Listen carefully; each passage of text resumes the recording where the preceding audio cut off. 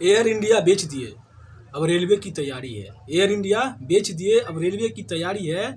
आगे आगे देखो मित्रों, आगे आगे देखो मित्रों, आगे बीएसएनएल की भी बारी है। एयरटेल जियो आया बाद में, एयरटेल जियो आया बाद में। बीएसएनएल हमारी पुरानी है, फिर भी घाटे में चल रही है, क्योंकि बीएसएनएल की बिकने की बारी है। वाह क्या बात है।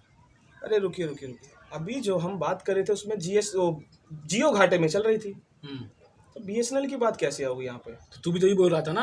अरे वो तो हम आपको देखे ना, थोड़ा शायराना मूड में हो जाते अच्छा हैं यहाँ ना। पे शायरी चल रही है, मुझे ना करवाए तुम्हारे अरे लिए। गुस्सा मत होइए आप, गुस्सा क्या हो जाते इतनी जल्दी में, थोड़ा देखे तू ना। बोल रहा है शायरी चल रहा है यहाँ पे, तो बोलो मुझे नहीं करवा नहीं देते नहीं, हैं। थोड़ा गुस्सा आपको देखे ना तो हम शायराना तो मूड फिर में हो टबर जाते टबर मत करो, सुनो पूरा बात हैं। सुनो। कहिए, आप ही बताइए। क्या तुमको जानना क्या बोले, बताओ। बताइएगा ना कि हाँ कि जियो के बात चल रही थी घाटे में और यहाँ बीएसएनएल की हम बात करने लग गए, तो बताइए उसके अच्छा बारे एक में। बात बताओ, तुमको याद है 2016 में चाचा अंबानी का जियो धन धना धन आया था, हाँ पता है ना? हाँ और बोला गया था कि 1 साल डेटा फ्री दिया जाएगा। हाँ, ठीक दिया है? जाएगा।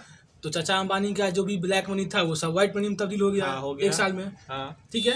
हाँ और जब तक 1 साल पूरा हुआ तब तक पूरा इंडिया को फ्री डेटा का आदत हो दिया गया था, आदत हो गया था। ठीक पूरा सुनो, टमाटर भी मत करो तुम। ठीक है, गुस्सा मत हो, आप बोलिए ना। जब तक डेटा फ्री दिया गया ठीक। और जब डेटा का चार्ज लिया गया 1 साल 2016 से 17 तब हाँ। तक हमारे जो जनता है, जो इंडिया की जो पब्लिक है, उनको फ्री डेटा की आदत हो गई थी। एटलीस्ट हम ये भी बोल सकते हैं कि फैमिली, रिश्तेदार, माँ बाप, भाई बहन, इन सब से प्यारा आदमी का फ़ोन हो गया था। और जब 299 फॉर 84 डेज किया गया तब तक हमको इस चीज़ की आदत हो गई थी कि हाँ ठीक है, अब हम 299 कर सकते हैं रिचार्ज। ठीक है? तो हम लोगों ने 299 का रिचार्ज करवाया। कुछ दिन जब बीत गया तब जियो रोने लगा कि भाई हम तो घाटे में चल रहे हैं। घाटे में चल रहा है। तो सोचने वाली बात यह है कि जब जियो फ्री में डेटा दे रहा था तब वो घाटे में नहीं चल रही थी। ठीक है? लेकिन जब 299 ले रहा था 484 डेज तब बोला वो घाटे में चल रहा हूँ। तब क्या किया गया, उसको 599 कर दिया गया। ठीक है? 599 किया, सारे कंपनी ने 599 कर दिया, एयरटेल, जियो, आइडिया, वोडाफोन सब। अभी क्या हुआ है, कुछ दिन पहले फिर से जियो रो रहा है कि भाई हम फिर से घाटे में चल रहे हैं। और हम फिर से घाटे में चल रहे हैं तो हमको और थोड़ा चार्ज मांगता है चार्ज मांगता है ना भाई। तो उसने क्या किया, 719 फॉर 84 डेज कर दिया। अब सोचने वाली बात यह है कि जब जियो फ्री में डेटा दे रहा था तब वो घाटे में चल रही थी। और आज वो 599 में दे रहा था। 599 में जब दे रहा था तो वो रो रहा है कि भाई मैं घाटे में हूँ। अब समझने वाली बात है कि यहाँ पर एक्चुअली बात क्या है। हाँ तो भाई इस पे जो है सरकार तो फिर कोई एक्शन क्यों नहीं ले रहे? अच्छा, सरकार एक्शन लेंगे इस पर? तो इलेक्शन लेना ही पड़ेगा उनको। तो सरकार अगर एक्शन लेंगे तो चाचा अंबानी पूछेंगे नहीं मोदी चाचा से ये अपना महंगाई क्यों बढ़ा रहे हैं?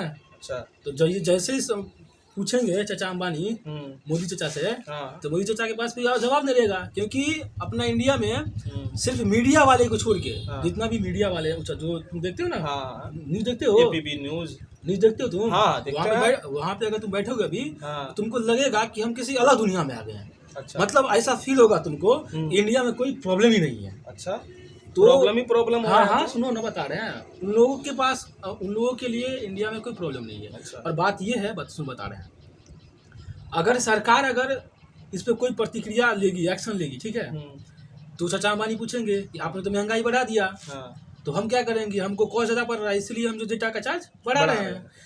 तो इसलिए सरकार की कोई प्रतिक्रिया नहीं आ रही है। ठीक है? अब बात रही बीएसएनएल की। सुनो, बता रहे हैं बीएसएनएल कैपेबल है। अच्छा, इंडिया में बीएसएनएल कैपेबल है, कैपेसिटी है उनके पास कि 2G 3G 4G वो सबसे कम चार्ज में प्रोवाइड कर सकती है। लेकिन अभी इंडिया में जो भी चल रहा है ना बेचने का, भी हम बहुत बात कर रहे थे ना कि इंडिया बिक गया टाटा के हाथ से। तो हो क्या रहा है कि अभी तक बीएसएनएल को जो है सो 4G का स्पेक्ट्रम, जबकि आज के टाइम में एयरटेल, जियो, आइडिया, वोडा ये सब 5G का ट्रायल कर रहे हैं। लेकिन अभी तक सरकार द्वारा बीएसएनएल को 4G का स्पेक्ट्रम नहीं दिया गया। क्यों नहीं दिया गया? क्योंकि इनको जानबूझ के इनको घाटा में रखा जा रहा है, ताकि आगे जनता को इसको दिखाया जाए कि बीएसएनएल घाटे में जा रही है, सरकार को घाटा हो रही है, इसलिए हम इसको बेच रहे हैं। अब आप थोड़ा सोचिए कि जो गवर्नमेंट प्रोवाइड करती है स्पेक्ट्रम 4G का या 5G का, वो जो गवर्नमेंट का जो मतलब अपना टेलीकॉम है उसको अभी तक नहीं दिया गया है, लेकिन दूसरा जो टेलीकॉम है जो प्राइवेट है, प्राइवेट ही हो ना, जियो, वोडाफोन, आइडिया, उनको स्पेक्ट्रम बहुत दिन पहले दे दिया गया है। जबकि ऑफिशियली बीएसएनएल का जो कर्मचारी है वो बता रहे हैं कि हम कैपेबल है इसके लिए, कि हम इंडिया में अच्छा से अच्छा सुविधा दे सकते हैं, प्रोवाइड कर सकते हैं, चाहे वो 2G हो, 3G हो, 4G हो, बट हम नहीं दे पा रहे हैं क्योंकि हमको गवर्नमेंट से उसका 4G का स्पेक्ट्रम नहीं दिया गया है। अब सोचने वाली बात है, हम लोगों को सोचने वाली है कि सरकार की संपत्ति अपनी संपत्ति है और अपनी संपत्ति की रक्षा करना हम लोगों का जिम्मेदारी है।